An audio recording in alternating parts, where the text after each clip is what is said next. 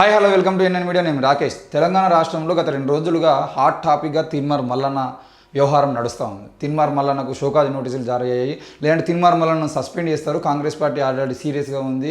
ఇది ఢిల్లీకి కూడా ఈయన కాంగ్రెస్ పార్టీ మీద చేస్తున్న ఆరోపణలు పోయాయి అనిపించి చాలామంది చాలా రకాలుగా వార్తలు రాస్తూ ఉన్నారు. నిజమే, తీన్మార్ మల్లన్నకు షోకాజ్ నోటీసులు ఇస్తారు. ఆయన మాట్లాడే మాటలకు ఆయన మీద సీరియస్ అవుతారు. సీరియస్ ఎవరవుతున్నారు? ఇది కదా మెయిన్ ఇంపార్టెంట్.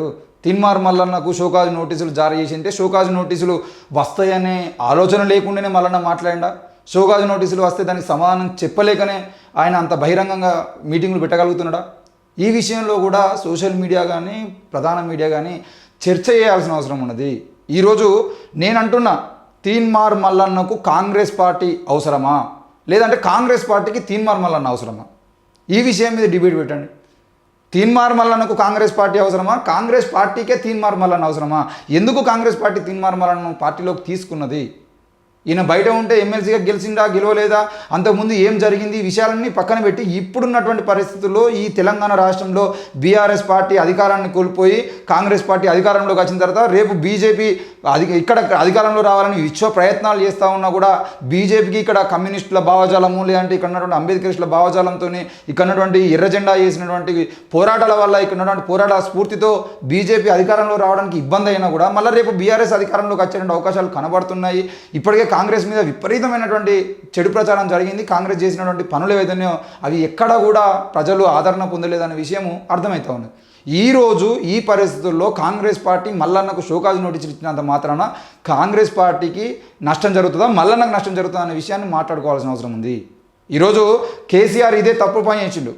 నిజంగా తెలంగాణ రాష్ట్రం కోసం పనిచేస్తున్న క్రమంలో తెలంగాణ రాష్ట్ర ఆవిర్భావం తర్వాత రఘునందన్ రావు అనే ఒక వ్యక్తిని బీఆర్ఎస్ పార్టీలో ఉంచుకొని బీఆర్ఎస్ పార్టీ నుండి ఆయనకి తగిన గౌరవం కనుక ఇచ్చి ఉండేది ఉంటే ఆయనకు కావాల్సినటువంటి పదవి కానీ మిగతా విషయాల్లో ఆయనకు ముందు చూపుతో పని చేయించుకొని అవకాశం ఉండేది ఉంటే రఘునందన్ రావు అనే వ్యక్తి ఈరోజు బీఆర్ఎస్ పార్టీకి వ్యతిరేకంగా బీజేపీలోకి పోయి బీజేపీలో మాట్లాడాల్సిన పరిస్థితులు ఉండకపోవు.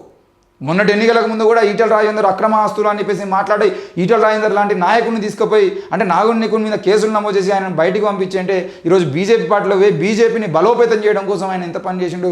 ఈరోజు తెలంగాణ రాష్ట్ర అధ్యక్ష పదవికి బీజేపీ పార్టీ అధ్యక్ష పదవికి ఈరోజు ఈటెల రాజేందర్ ఎదిగినటువంటి పరిస్థితులు తెచ్చుకున్నది ఎవరు? మరి ఇట్లాంటి గోతులు తవ్వుకోవడం వల్ల బీఆర్ఎస్ పార్టీ ఎంత వెనక్కి పోయింది, ఎంత నష్టాన్ని చవి చూసిందనే విషయం కాంగ్రెస్ పార్టీకి తెలియదా? ఈ విషయాలన్నీ ఇక పోతే చాలామంది మాట్లాడుతున్నారు. తీన్మార్ మల్లన్నకు నేను సపోర్ట్ చేస్తున్నాను అనే విషయం మీరు కామెంట్లు చేసినా తిట్టినా నేనేం పట్టించుకోను. కానీ తీన్మార్ మల్లన్న ఎత్తుకున్న నినాదానికి సంబంధించిన విషయంలో మనం మాట్లాడుకోవాల్సిన అవసరం ఉంది. ఈరోజు బీసీల నినాదంతో మల్లన్న వస్తున్నాడు కావచ్చు. మరి మల్లన్న మంచోడా దొంగ అని చెప్పేసి మీరు మాట్లాడుతున్నటువంటి మాటలు పక్కన పెట్టండి. బయట రాజకీయాల్లో ఎవడు మంచోడున్నాడు? ఈరోజు రేవంత్ రెడ్డి మంచి సక్కని పూస అని చెప్పేసి మీరు చెప్తున్నారా? కేసీఆర్ మంచోడు అని చెప్పేసి మీరు నమ్మిర్రా? కోదండరామ్ రెడ్డి మంచోడు అని చెప్పేసి మీరు నమ్మిర్రా? ఎవరు మంచోళ్ళు ఎవరు చెడ్డోళ్ళు అనే విషయాన్ని మీరు చూసుకోండి. కేసీఆర్ అధికారంలోకి వచ్చిన తర్వాత 10 ఏళ్ల పాటు కేవలం విలమలకు మాత్రమే న్యాయం దక్కింది అని చెప్పేసి మాట్లాడుతున్న మేధావులు రేపు తీన్మార్ మల్లన్న అనే వ్యక్తి కనుక ఒకవేళ ముఖ్యమంత్రి అయ్యేది ఉంటే బీసీలకే పదవులు వస్తాయనే విషయం మీరు నమ్మరా? ఈరోజు రేవంత్ రెడ్డి అధికారంలోకి వచ్చిన తర్వాత మీరు మాట్లాడుతున్న మాట ఏంది? ఇది రెడ్డి ప్రభుత్వం అయిపోయింది, మొన్నటిదాకా దొరల ప్రభుత్వం నడిచింది, ఇప్పుడు రెడ్ల ప్రభుత్వం నడుస్తూ ఉంది, అన్ని పదవులు రెడ్లకే పోతున్నాయనంటే రెడ్డి అధికారంలో ఉంటే రెడ్లకు పదవులు వస్తున్నాయనే విషయాన్ని మీరు నమ్మినప్పుడు రేపు మల్లన్న ముఖ్యమంత్రి లేదంటే మల్లన్న లాంటి బీసీ నాయకుడు ముఖ్యమంత్రి అయ్యేది ఉంటే బీసీలకు పదవులు వస్తాయనే విషయం మీకు తెలియదా? ఈరోజు మల్లన్న వ్యవహారం రాగానే మల్లన్న మీద విరుచుకుపడుతున్నటువంటి మేధావులు కానీ మిగతా వాళ్ళు కానీ కనీసం సోయికొచ్చి మాట్లాడాలి కదా. మీకు ముఖ్యమంత్రి అయ్యేటువంటి పరిస్థితులు మీకు లేకపోతే ముఖ్యమంత్రి అయ్యేటువంటి సపోర్ట్ చేయాల్సిన అవసరం ఉంది, నాయకుడు అయ్యేటువంటి సపోర్ట్ చేయాల్సిన అవసరం ఉంది.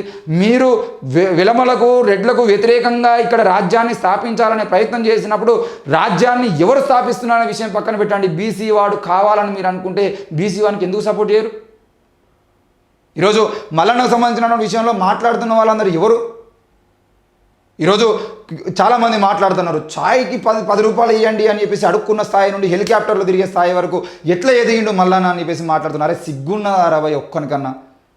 ఛాయ్కి పైసలు అడుక్కున్న ఛాయ్ వాలా అనేటువంటి ఛాయ్ పైసలు అడుక్కున్నాడు మల్లన్న హెలికాప్టర్లో తిరిగితే కామెంట్లు ఇస్తారు. మరి దేశంలో ఛాయ్ అడుక్కున్నాడు ప్రధానమంత్రి అయింది కదా, వాని గురించి చూడన్నా మాట్లాడుతాడా? ఇలా ఛాయ్ అమ్ముకున్న రైల్వే స్టేషన్లో ఛాయ్ అమ్ముకున్నటువంటి వ్యక్తి ప్రధానమంత్రి ఎట్లా అయిండు? ఈరోజు కుంభమేళా పోతే పొద్దున్న నుండి సాయంత్రం వరకు 10 డ్రెస్సులు మారుస్తూ ఉన్నాడు. మరి ఆయన గురించి ఎవరైనా మాట్లాడుతూ ఉన్నారా? నీళ్ళలో పోయేటప్పుడు డ్రెస్సు, నీళ్ళకు పోకముందో డ్రెస్సు, నీళ్ళకి వెళ్ళి బయటకు వచ్చినాక డ్రెస్సు, 24 గంటలు 10-15 కెమెరాలతో కెమెరా షూటింగ్లు, వీడియోగ్రఫీ, మొత్తం ఆయన ఎటు పోతే అటు ఈరోజు కేవలం ప్రజల సొమ్ముతోని ఈ విధంగా ప్రధానమంత్రి చేస్తూ ఉన్నాడు కదా. మరి నరేంద్ర మోడీ అనే వ్యక్తి ఛాయ్ అమ్ముకున్నాడు ప్రధాని ఎట్లా అయిందో అనే విషయంలో ఎప్పుడైనా ఎవరైనా మాట్లాడిండా? కేసీఆర్ ఉన్నాడు ఫర్ ఎగ్జాంపుల్. కేసీఆర్ ఏం చేసిండు భయ్ తెలంగాణ ఉద్యమానికన్నా ముందు? తెలంగాణ ఉద్యమంలో అంటే తెలంగాణ ఉద్యమం రాకముందు టీఆర్ఎస్ పార్టీ పెట్టకముందు ఆఫ్టర్ ఆల్ ఒక వ్యక్తిగా ఉన్నటువంటి వ్యక్తి బీఆర్ఎస్ పార్టీ అంటే అప్పుడు ఉన్నటువంటి టీఆర్ఎస్ పార్టీ పెట్టినప్పుడు టీఆర్ఎస్ పార్టీకి సపోర్ట్ చేసింది ఎవరు? అది మాట్లాడుర్రి. టీఆర్ఎస్ పార్టీ సపోర్ట్ చేసినటువంటి పాషం యాదగిరి ఎక్కడున్నాడు? గాదే ఇన్నయ్య ఎక్కడ ఉన్నాడు? లేదంటే స్పీకర్ మధుసూదన్ ఎక్కడ ఉన్నాడు? లేదంటే రెహమాన్ ఎక్కడ ఉన్నాడు? రవీంద్ర నాయక్ మహబూబాద్ నుండి ఉన్నటువంటి రవీంద్ర నాయక్ అన్న ఎక్కడున్నాడు? వీళ్ళందరూ ఏడవైరు. కెప్టెన్ లక్ష్మీకాంతరావు ఆయన డబ్బులు ఇచ్చినటువంటి వ్యక్తి కెప్టెన్ లక్ష్మీకాంతరావు ఏడున్నాడు? వీళ్ళందరూ కలిసి సపోర్ట్ చేసేదంటే ఈరోజు కేసీఆర్ ముఖ్యమంత్రి అయింది కదా. మరి ఈరోజు బీసీ నుండి వచ్చినటువంటి ఒక వ్యక్తికి మీరు ఎక్కడ సపోర్ట్ చేస్తూ ఉన్నారు? చాలామంది ఎన్నికలకు ముందు కూడా నేను ఎన్నికల తర్వాత ఎంపీ ఎన్నికల తర్వాత ఆర్ఎస్ ప్రవీణ్ కుమార్ ఓటమికి కారణం ఎవరు అనే ఒక వీడియో చేసిన, మీరు చూడండి, N9 మీడియాలో ఉంటుంది. మేధావులారా, మీరు చేస్తున్నటువంటి తప్పిదాల వల్లనే తెలంగాణ రాష్ట్రంలో మన అస్తిత్వాన్ని కోల్పోతున్నామని చెప్పేసి కూడా నేను అక్కడ చెప్పడం జరిగింది. మీరు బీఆర్ఎస్ పార్టీకి ఓటు వేయకుర్రి అని చెప్తున్నారు తప్ప ఎవరికి ఓటు వేయని చెప్తలేరు. మొత్తం మేధావులందరూ కూడా బీఆర్ఎస్ పార్టీ ఇది, బీఆర్ఎస్ పార్టీ అది, బీఆర్ఎస్ ఇట్లా చేసింది, బీఆర్ఎస్ అట్లా చేసింది, కాళేశ్వరము అది ఇది అని చెప్పేసి చెప్పారు తప్ప ఓటు ఎవరికి వేయనో ఒక్కడు చెప్పలేదు. మరి ఓటు ఎవరికి వేయనో చెప్పేది అంటే మిగతా వాళ్ళందరూ ఒక నియోజకవర్గంలో 40 మంది కనుక పోటీ చేస్తూ ఉంటే అందులో ఈ వ్యక్తికి ఓటు వేయండి అని చెప్తే మిగతా 39 మంది కొట్టుకోపోతారు కదా. మీరు ఈ ఒక్కరికి ఓటు వేయకూరంటే 39 మందిలో ఎవరికి వేయనో తెలుస్తుంది కదా. ఈరోజు బీఆర్ఎస్ పార్టీ నిలబడడానికి, టీఆర్ఎస్ పార్టీ నిలబడడానికి బీసీలే ముందున్నారు. వెలమల పార్టీ అయిపోయింది, ఇప్పుడు రెడ్ల పార్టీ నిలబడడానికి బీసీలే ముందుంటారు. మరి ఈ బీసీలు పార్టీ పెట్టినప్పుడు ఎన్ని పార్టీలు కొట్టుకోపోలే? తెలంగాణ రాష్ట్రంలో ఈ తెలంగాణ ఉమ్మడి రాష్ట్రంగా ఉన్నప్పుడు, తెలుగు 2 రాష్ట్రాలు ఉమ్మడి రాష్ట్రంగా ఉన్నప్పుడు ఎన్ని పార్టీలు రాలే? తల్లి తెలంగాణ పార్టీ విజయశాంతి గారు పార్టీ పెట్టిన తర్వాత ఆ పార్టీని ఎవరు మోసిరు? ఎవరు మోయకపోతే ఆమె పార్టీ విలీనం చేసుకున్నాయి కదా. దేవేందర్ గౌడ్ పార్టీ పెట్టినప్పుడు, నవ తెలంగాణ పార్టీ పెట్టినప్పుడు ఆయన పార్టీని ఎవరు మోసిరు? ఎవరు మోయకపోతే బిస్కెట్ అయింది కదా. ఆల నరేంద్ర గారు పార్టీ పెట్టినప్పుడు ఆల నరేంద్ర గారిని ఎంత వెన్నుపోటు పొడిచిర్రు. మరి వీళ్ళందరికీ సంబంధించిన విషయంలో ఎవరన్నా మాట్లాడుతున్నామా? మొన్న చంద్రబాబు మన చిరంజీవి పార్టీ పెట్టినప్పుడు, ప్రజారాజ్యం పార్టీ పెట్టినప్పుడు ప్రజారాజ్యం పార్టీనన్నా మనం ఎత్తుకున్నామా? ఎంతమందిని ఎత్తుకున్నాం? కనీసం ఎవరైనా ఎత్తుకునేటువంటి ప్రయత్నం చేసినామా? బీసీలు మెజారిటీగా ఈరోజు తెలంగాణ లెక్కల ప్రకారం చూసండి 56% పైగా ఉన్నటువంటి బీసీలు ఎందుకు రాజ్యాధికారంలో ఉండలేకపోతున్నారు? ఎంత ఎంత ఎంత రాజ్యాన్ని ఏలడం కోసం రెడ్లు ఎంత పకడ్బందీగా ఎన్నికలకు వేరు అనే విషయాన్ని ఒకసారి ఆలోచించండి. కోదండరామ్ సార్కు పార్టీ ఉండే, తెలంగాణ జనసమితి పార్టీ. టీజేఎస్ పార్టీతోని తెలంగాణ వచ్చిన తర్వాత కేసీఆర్ను వ్యతిరేకించుకుంటూ ఆయన పార్టీ పెట్టిన తర్వాత కేసీఆర్ను గద్దెదించేంత వరకు ఆయన విపరీతంగా మాట్లాడి తెలంగాణ రాష్ట్రంలో కాంగ్రెస్ పార్టీ అధికారంలోకి వచ్చే అవకాశాలు ఉన్నప్పుడు ఒక్క ఎమ్మెల్యే పదవి కూడా ఇవ్వకపోయినా కాంగ్రెస్ పార్టీలో పార్టీలను విలీనం చేసినటువంటి అతి గొప్ప మేధావి, అతి గొప్ప రెడ్డి నాయకుడు కోదండరామ్ సార్. ఆయనకు ఏ పార్టీ అన్నా కనీసం పొత్తు పెట్టుకుంటేనే, ఈరోజు ఆర్ఎస్ ప్రవీణ్ కుమార్ గారు బీఎస్పీ నుండి టీఆర్ఎస్లో పోవడానికి ప్రధాన కారణం ఏంటి అని అంటే పొత్తు పెట్టుకుందామని మాట్లాడుకున్నప్పుడు 2 టికెట్ల కాడ 1 టికెట్ అనే విషయంలో గొడవ వచ్చింది. మాయావతి గారు సీరియస్ అయ్యారు. ఆమె గారి మాటలు నాకు నచ్చలేదు కాబట్టి నేను టీఆర్ఎస్లో పోతున్నాను, నేను ఇక్కడ ఒప్పందం కుదుర్చుకున్న తర్వాత నాకు బాధ అనిపిస్తుంది అని చెప్పేసి పోతున్నాను అని చెప్పేసి ఆయన చెప్పిండు. అంటే పార్టీలు విలీనం అంటే పార్టీలు పొత్తు పెట్టుకున్నప్పుడే 1-2 సీట్ల గురించి మాట్లాడుకుంటున్నప్పుడు ఏకంగా పార్టీని విలీనం చేసినప్పుడు ఒక్క ఎమ్మెల్యే టికెట్కు కూడా హామీ తీసుకోకుండా, ఒక్క ఎమ్మెల్యే టికెట్ కూడా లేకుండా ఈరోజు పార్టీని తీసుకుపోయి రెడ్ల పార్టీలో కాంగ్రెస్ పార్టీలో కలిపి కాంగ్రెస్ రెడ్ల రాజ్యాన్ని ఏలడం కోసం కోదండరామ్ సార్ ఎంత కష్టపడ్డాడు. మొన్న కూడా కంచాయిలే సార్ గారు మాట్లాడుతూ చెప్పారు కదా, జయప్రకాష్ నారాయణ అనే ఒక వ్యక్తి ఆయన పార్టీ లోక్సత్తా పార్టీ ఉంటుంది, ఆయన తప్ప ఎవరు ఉండరు, ఆయన తప్ప ఎవరు ఎమ్మెల్యేలు గెలవరు, ఎవరు ఎమ్మెల్యేలు టికెట్లు ఉండేయని. ఈరోజు కోదండరామ్ సార్ కూడా ఆయన పార్టీ పెట్టుకున్నాడు, ఆయన ఒక్కడే గెలుస్తాడు, ఆయన ఒక్కడే ఉంటాడు, ఆయన ఒక్కందే రాజ్యం, ఆయనకు మాత్రం ఈరోజు పదవి వచ్చింది, ఆయన నమ్ముకున్న వాళ్ళందరూ బొందల పడ్డారు అని చెప్పేసి కంచాయిలే సార్ చెప్పలేదా? అంటే రెడ్డి రాజ్యం కోసం ఒక రెడ్డి పార్టీని తీసుకుపోయి అందులో కలిపి ఈరోజు ఎమ్మెల్సీగా వచ్చింది సారు.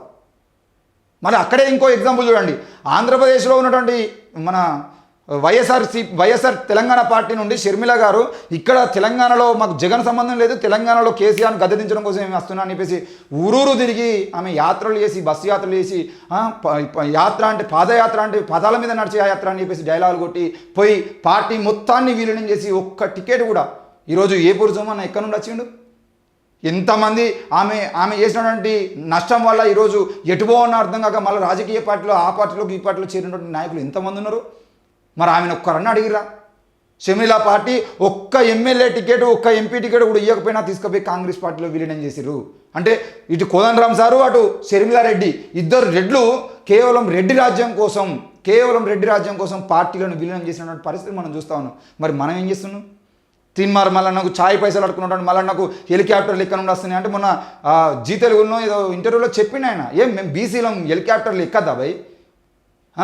ఎలక్షన్స్ అప్పుడు ఆర్ఎస్ ప్రవీణ్ కుమార్ తిరగడానికి హెలికాప్టర్లు వాడిరు, కేసీఆర్ తిరగడానికి హెలికాప్టర్ వాడిరు, బీఆర్ఎస్ పార్టీ మన కాంగ్రెస్ పార్టీ వాళ్ళు రేవంత్ రెడ్డి తిరగడానికి అద్దంకి దగ్గర కూర్చొని రేవంత్ రెడ్డి వీళ్ళందరూ కలిసి హెలికాప్టర్ల మీటింగ్లో వేరు, బీజేపీ వాళ్ళు హెలికాప్టర్లు తిరిగారు. నరేంద్ర మోడీ వచ్చినప్పుడు కేంద్రం నుండి ఎవడొచ్చినా కూడా రాహుల్ గాంధీ వచ్చినా ప్రియాంక గాంధీ వచ్చినా ప్రత్యేక విమానాలు ప్రత్యేక హెలికాప్టర్లో వాళ్ళు తిరుగుతూ ఉంటారు. మరి మనం ఎప్పుడు తిరుగుతాం రా భయ్? మనకెందుకు హెలికాప్టర్లు ఉండదు? మనం ఎందుకు హెలికాప్టర్లో పోవద్దు?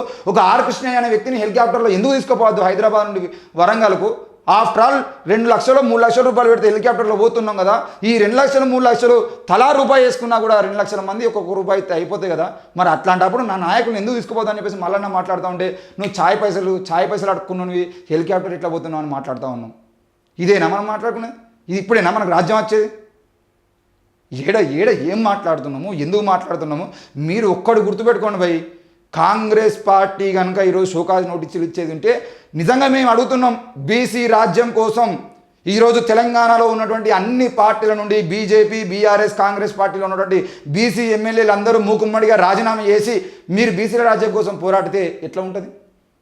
మళ్ళీ నాకు షోకాజ్ నోటీసులు ఇచ్చేది ఉంటే రేపు పొద్దుగాల మీరు గుర్తుపెట్టుకోండి ఇక్కడ విషయము, కేవలం అద్దంకి దయాకర్ అనే ఒక వ్యక్తి కోమటిరెడ్డి రాజగోపాల్ రెడ్డి గారిని ఒక కామెంట్ చేసినందుకు ఆయనకు ఎమ్మెల్యే టికెట్ లేకుండా ఎంపీ టికెట్ లేకుండా కనీసం ఎమ్మెల్సీ ఇవ్వకుండా చైర్మన్ పదవులు కూడా ఇవ్వకుండా రాజగోపాల్ రెడ్డి అనే వ్యక్తి రెడ్లందరూ కలిసి ఈరోజు ఉత్తమ్ కుమార్ రెడ్డి, పొంగురెడ్డి శ్రీనివాస్ రెడ్డి, కోమటిరెడ్డి వెంకటరెడ్డి, రాజగోపాల్ రెడ్డి, రేవంత్ రెడ్డి రెడ్లందరూ కలిసి అద్దంకి దయాకర్ జీవితాన్ని సర్వనాశనం చేయడం కోసం వాళ్ళు పూనుకుంటే మరి వాళ్ళందరూ రెడ్లందరూ కలిసి ఒక ఆయన అణచివేస్తూ ఉన్నప్పుడు ఈ బీసీలందరూ కలిసి ఎందుకయ్యా ఒక బీసీ నాయకుని కాపాడుకోరు? వాడు బీజేపీలో పోతాడు, మళ్ళీ కాంగ్రెస్లోకి వస్తాడు, మళ్ళీ కాంగ్రెస్లో వాళ్ళ అన్న మినిస్టర్ అవుతాడు, ఈయన మినిస్ట్రీ కోసం ప్రయత్నం చేస్తూ ఉంటాడు, వాళ్ళు మినిస్టర్లు అవుతారు, వాళ్ళు పనులు చేస్తూ ఉంటారు. మనం మాత్రం ఏం మిక్తా ఉన్నాం? మరి మల్లన్న బీసీ నినాదం మాట్లాడు, మల్లన్న కులగణన కోరుతా ఉన్నాడు, మల్లన్న 42% రిజర్వేషన్లు అడుగుతా ఉన్నాడు. మరి రిజర్వేషన్లకు సంబంధించిన విషయంలో మేము కూడా అదే డిమాండ్ మీద ఉన్నాం. ఈ కులగణనలో తప్పులు ఉన్నాయి, ఈ కులగణన చేసినటువంటి విధానం మాకు నచ్చలేదు. 46%కి ఎట్లా పడిపోయారు బీసీ జనాభా? వీళ్ళందరూ తప్పకుండా జనాభా లెక్కలు ఏదో లోటుపాట్లు ఉన్నాయి, మళ్ళీ చేయాలి, రీసర్వే చేసి మాకు 42% రిజర్వేషన్లు ఇవ్వాలని చెప్పేసి అడిగేటువంటి దమ్ము లేక అడిగేటువంటి మీరు షోకాజ్ నోటీస్ ఇచ్చేది ఉంటే ఏం నష్టం, ఎవరికి నష్టం? ఈరోజు తెలంగాణ రాష్ట్రంలో మతోన్మాద బీజేపీ పార్టీ పేటరేగిపోయి బండి సంజయ్ లాంటి వాళ్ళు ముందుండి మతోన్మాద శక్తులను రెచ్చగొడుతూ కులోన్మాద శక్తులను రెచ్చగొడుతూ విపరీతమైనటువంటి గొడవలను పుట్టించడానికి ప్రయత్నం చేస్తున్నప్పుడు మల్లన్న లాంటి నాయకుని కాంగ్రెస్ పార్టీ దూరం చేసుకుంటే కనుక అది బీజేపీకి బలం కావద్దు, కాంగ్రెస్ పార్టీకి నష్టం కావద్దనే విషయంలో ఆలోచన చేయాల్సిన అవసరం ఉంది. ఈరోజు తీన్మార్ మల్లన్న మంచోడా చెడ్డోడా, తీన్మార్ మల్లన్న ఏం చేస్తున్నాడు, ఎట్లా చేస్తున్నాడు, ఈ డబ్బులు ఎక్కడ నుండి వస్తున్నాయి అంటే ఎవరి గురించి అన్న ఎప్పుడన్నా మాట్లాడిరా? TV9కి ఎక్కడ నుండి వచ్చినాయి, ABNకి ఎక్కడ నుండి వచ్చినాయి, NTVకి ఎక్కడ నుండి వచ్చినాయి, TV5కి ఎక్కడ నుండి వచ్చినాయి, సాక్షికి ఎక్కడ నుండి వచ్చినాయి, ఈ ఛానళ్ళన్నీ ఈనాడుకి ఎక్కడ నుండి వచ్చినాయి, ఈ పత్రికలన్నీ ఎట్లా నడుస్తున్నాయి, ఈ ఆంధ్రజ్యోతి లాంటి పత్రికలు ఇన్ని రోజుల నుండి ఏ విధంగా ముందుకు పోతామని వాటి ఆస్తులు ఎంత, వాటి కోట్ల విలువ ఎంత, వాళ్ళు పనిచేస్తున్న ఎంప్లాయీస్ ఎంత, వీళ్ళన్నిటికీ సంబంధించిన విషయంలో ఒక్కరోజు కూడా మాట్లాడిన సిగ్గులేని వ్యక్తులందరూ కూడా ఈరోజు మల్లన్న పైసలు ఎక్కడ నుండి వచ్చినాయని మాట్లాడుతూ ఉంటారు. అరే చాతనైతే మల్లన్నలాగా ఇంకో 10 మంది తయారు కండి. తీన్మార్ మల్లన్న అనే ఒక వ్యక్తి ఈ మీడియా రంగంలోకి రాకముందు కేవలం మీడియా పేరుతోనే జరిగినటువంటి దందా మొత్తం అగ్రకుల నాయకులు నాయకత్వం కోసమే కదా. ఈరోజు కేవలం మీడియా పేరుతోని కాంగ్రెస్ పార్టీ ఈరోజు అధికారంలోకి వచ్చిందంటే, బీఆర్ఎస్ పార్టీ అధికారాన్ని కోల్పోయిందంటే మల్లన్న పాత్ర లేదా అనే విషయం మీరు ఆలోచించండి. కేవలం కాంగ్రెస్ పార్టీ కష్టపడితే రాలే. తీన్మార్ మల్లన్న అనే వ్యక్తి బీఆర్ఎస్ పార్టీ చేస్తున్నటువంటి ప్రతి విషయంలో తప్పిదాలను ప్రజలకు చెప్పిండు. ఏ పురుషోమన్న లాంటి వ్యక్తి ప్రతి విషయాన్ని పాట రూపంలో చెప్పిండు. వాళ్ళ పాట మాటకు కాంగ్రెస్ పార్టీ ఈరోజు అధికారంలోకి వచ్చింది తప్ప కాంగ్రెస్ పార్టీ ముందు నుండి పనిచేస్తే రాలే అధికారంలోకి. ఈ విషయాన్ని కూడా గుర్తుపెట్టుకోవాల్సిన అవసరం ఉంది.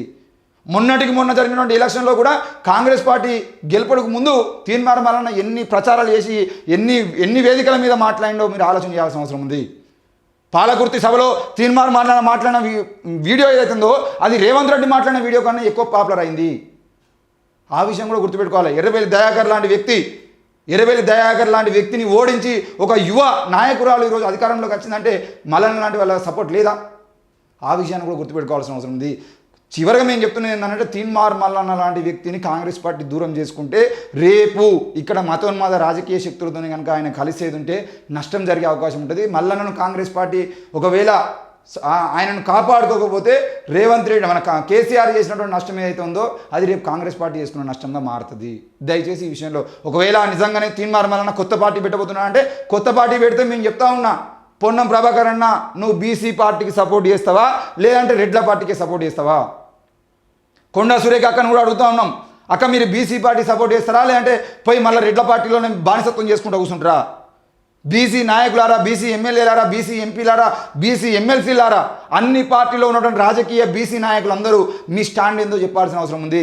బీసీల ఓట్లతో గద్దెనెక్కినటువంటి ప్రతి ఒక్కడు కూడా ఈరోజు బీసీ జనాభా లెక్కలకు సంబంధించిన విషయంలో కానీ బీసీలకు 42% వాటాకు సంబంధించిన విషయంలో కానీ మీ స్టాండ్ ఏందో చెప్పాల్సినటువంటి అవసరం ఉంది. ఈరోజు వర్గీకరణ విషయంలో వర్గీకరణ సపోర్ట్ చేస్తున్నటువంటి వాళ్ళందరూ వర్గీకరణ సపోర్ట్గా మాట్లాడారు. వర్గీకరణ వ్యతిరేకించిన వాళ్ళు వర్గీకరణ వ్యతిరేక మీటింగ్లలో బహిరంగంగా మాట్లాడారు, బహిరంగ వేదికలు పెట్టుకున్నారు, బహిరంగ సభలు పెట్టుకున్నారు. మరి బీసీలకు సంబంధించిన విషయంలో మీకు చేతగాక మీరు ఈరోజు అసెంబ్లీలో కూర్చుంటున్నారా లేదంటే చేతనైతే ఎందుకు బీసీ నినాదానికి సంబంధించిన విషయంలో మాట్లాడలే అనే విషయాన్ని మేము ప్రశ్నిస్తున్నాం. ఈరోజు బీసీలకు 42%, స్థానిక సంస్థల ఎన్నికల్లో బీసీలకు 42% వాటా సంపాదించుకున్న తర్వాత రేపటి రోజున పక్కా మళ్ళా రాజకీయానికి సంబంధించిన విషయంలో పార్లమెంటు ఎమ్మెల్యేకి సంబంధించిన విషయంలో జరిగేటువంటి సార్వత్రిక ఎన్నికలకు సంబంధించిన విషయంలో కూడా మా వాటా మాకు కావాలని చెప్పేసి మనం పోరాడేటువంటి వైపుగా మనం అడుగులు ఇద్దామా ఆలోచన చేసుకోవాల్సిన అవసరం ఉంది. తీన్మార్ మల్లన్నకు కాంగ్రెస్ పార్టీ షోకాజ్ నోటీసులు ఇచ్చేది ఉంటే అది బీసీ నినాదానికి షోకాజ్ నోటీసులు ఇచ్చిన విధానంగా మనం అర్థం చేసుకోవాల్సిన అవసరం ఉంది. ఎట్టి పరిస్థితుల్లో కూడా ఈరోజు తీన్మార్ మల్లన్న లాంటి నాయకులు ఇంతకుముందు ఎంతోమంది వచ్చారు. ఈరోజు పవన్ కళ్యాణ్ లాంటి నాయకుడు జనసేన పార్టీ పెట్టుకొని ఈరోజు కూటమిలో కనుక ఆయన డిప్యూటీ సీఎంగా అయిన తర్వాత ఆ డిప్యూటీ సీఎంను అడ్డం పెట్టుకొని ఈరోజు మతోన్మాద బీజేపీ పార్టీ ఎన్ని డ్రామాలు ఇస్తుందో మనం చూస్తూ ఉన్నాం. మరి ఇట్లాంటి పరిస్థితుల్లో ఇంతకుముందు దేవేందర్ గౌడ్ పార్టీ మనం చూసినాం పోయింది. ఆల నరేంద్ర గారు పార్టీ పెట్టిరు, ఆయనను సర్వనాశనం చేసిరు. విజయశాంతి గారు పార్టీ పెట్టిరు, ఆయనను ఆగం చేసిరు. ఇంకా చాలామంది చిరంజీవి లాంటి వాళ్ళు పార్టీ పెట్టిరు, ఆయనను ఆగం చేసిరు. బీసీ నినాదం ఎత్తుకొని పార్టీలు పెట్టి రాజకీయంగా ఎదుగుదామని వచ్చిన ప్రతిసారి బీసీలను అణచివేసి అనగదొక్కి వాళ్ళని తీసుకుపోయి మళ్ళీ మూలకేసిరు. వాళ్ళ జీవితాలని రాజకీయ సమాధి కట్టిరు. మరి ఈరోజు తీన్మార్ మల్లన్న లాంటి కూడా వ్యక్తి కూడా రాజకీయ సమాధి కడతామనే ప్రయత్నం చేస్తే మాత్రం తప్పకుండా అది బీసీ వాళ్ళు ఇక జీవితంలో మళ్ళీ 20 ఏళ్ళలో 30 ఏళ్ళలో రాక ఈరోజు మీరు చూడండి, ఒక ఆల నరేంద్ర పోయిన తర్వాత ఎన్ని సంవత్సరాలకు ఒక దేవేందర్ గౌడ్ పోయినాక ఎన్ని సంవత్సరాలకు ఒక విజయశాంతి పోయినాక ఎన్ని సంవత్సరాలకు ఒక చిరంజీవి పోయినాక ఎన్ని సంవత్సరాలకు ఒక మల్లన్న తర్వాత మళ్ళీ ఎన్ని సంవత్సరాలకు బీసీ నినాదం గురించి మాట్లాడేటువంటి ఒక నాయకుడు వస్తాడు. గ్రామాల్లో, మండలాల్లో, జిల్లా స్థాయిలో బీసీ నాయకులు 100 మంది ఉన్నారు, బీసీ కుల సంఘాల నాయకులు 1000 మంది ఉన్నారు కావచ్చు. కానీ ఈరోజు బీసీ ముఖ్యమంత్రి అయిదామని చెప్పేసి తయారయ్యేటువంటి శక్తులు చాలా తక్కువ ఉన్నాయి. కాబట్టి ఈరోజు వస్తున్నటువంటి ప్రతి ఒక్క నాయకుడు మల్లన్ననే లీడర్ అనే విషయం కాదు, కానీ మల్లన్న లాంటి నాయకులందరూ కలిసి ఈరోజు మూకుమ్మడిగా మనం బీసీల రాజ్యాధికారాన్ని సాధించుకునే ప్రయత్నం చేయకపోతే మాత్రం ఈ రాజకీయ సమాధి తీన్మార్ మల్లన్న గట్టుడు కాదు, మొత్తం యావత్ తెలంగాణ బీసీ సమాజానికే బొందబెట్టినటువంటి పరిస్థితి వస్తాయి. కాబట్టి దయచేసి అర్థం చేసుకోవాలని కోరుతూ చూస్తూనే ఉన్నాను నిన్న మీడియా. Thank you.